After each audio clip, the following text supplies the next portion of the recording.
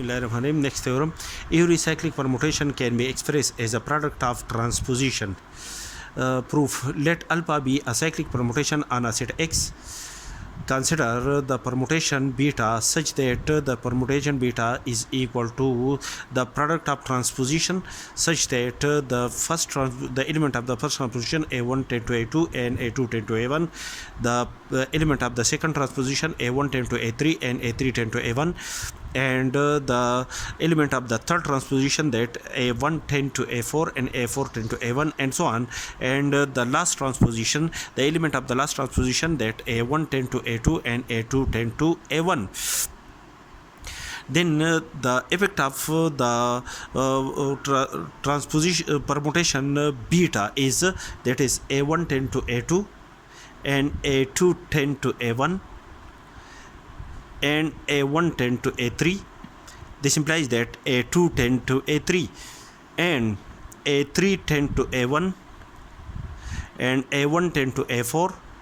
This implies that A3 tend to A4.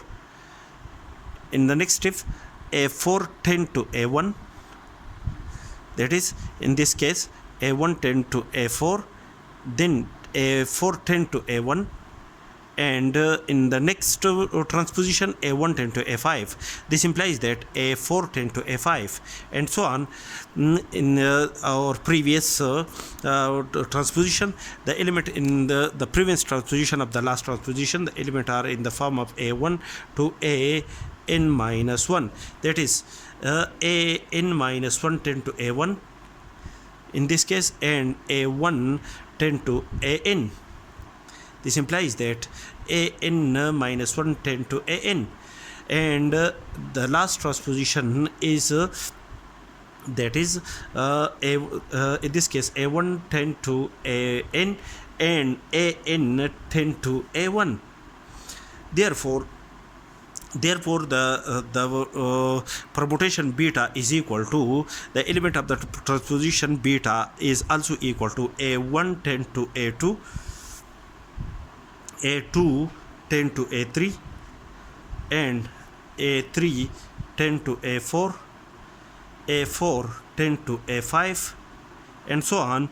An tend to A1, which is a transposition beta. That is the product of these transposition is equal to the permutation beta, and this permutation beta, the effect of each after the simplification and calculation, the transposition beta is equal to the cyclic permutation of length n, and which is equal to the permutation alpha. Thus the effect of the transposition alpha and the transposition beta are on the element of the set X are the same. Therefore, we can decide that a cyclic permutation can be expressed as a product of transposition.